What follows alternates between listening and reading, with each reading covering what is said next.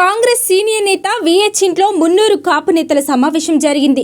ఈ సందర్భంగా కాంగ్రెస్ ప్రభుత్వంలో మున్నూరు కాపు నేతలకు ప్రాధాన్యత ఇవ్వడం లేదనే అసంతృప్తి వ్యక్తం చేశారు.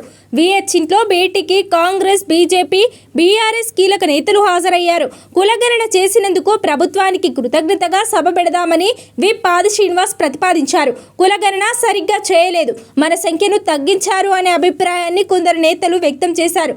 బీజేపీ, బీఆర్ఎస్ లో కాపులకు దక్కిన ప్రాధాన్యత కాంగ్రెస్ లో కరువైందని అన్నారు. మున్నూరు కాపులు మంత్రివర్గంలో లేకపోవడం ఇదే మొదటిసారి. ఉమ్మడి రాష్ట్రంలో కాంగ్రెస్ మున్నూరు కాపు నేతలకు కీలక పదవులు ఇచ్చింది. అంతే విధేయతతో పనిచేశామని నేతలు చెప్పారు. తెలంగాణ రాష్ట్ర ఏర్పాటు తర్వాత కేసీఆర్ కూడా మున్నూరు కాపుల అవసరాన్ని గుర్తించారని, 2 సార్లు మంత్రివర్గంలో తీసుకున్నారని తెలిపారు. ఎమ్మెల్యేలు, ఎమ్మెల్సీలు, ఎంపీలుగా నామినేటెడ్ పదవుల్లో అవకాశం కల్పించాలని పేర్కొన్నారు.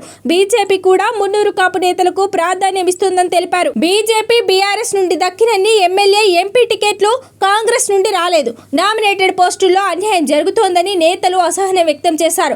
మున్నూరు కాపులను అసలు పరిగణలోకి తీసుకోవడం లేదనే అభిప్రాయం నేతలు వ్యక్తం చేశారు.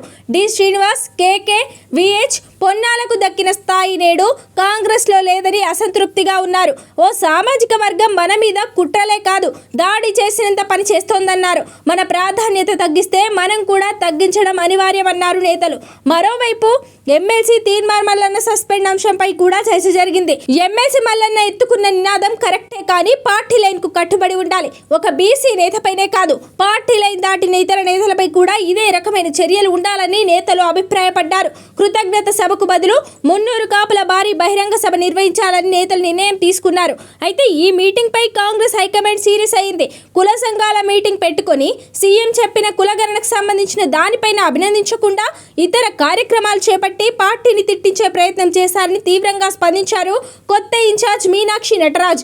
ఈ విషయంపై స్పందిస్తూ విహెచ్ మీడియాతో మాట్లాడారు. పార్టీకి వ్యతిరేకంగా ఎలాంటి మీటింగ్ జరగలేదని, కులగణనను అంతా అభినందించారని, మున్నూరు కాపు సభను కూడా త్వరలో ఏర్పాటు చేసి ధన్యవాదాల తీర్మానం ఏర్పాటు చేయాలని భావించామని వివరణ ఇచ్చారు. మరి విహెచ్ మాటలపై కాంగ్రెస్ హైకమాండ్ ఏ విధంగా స్పందిస్తుందో చూడాలి.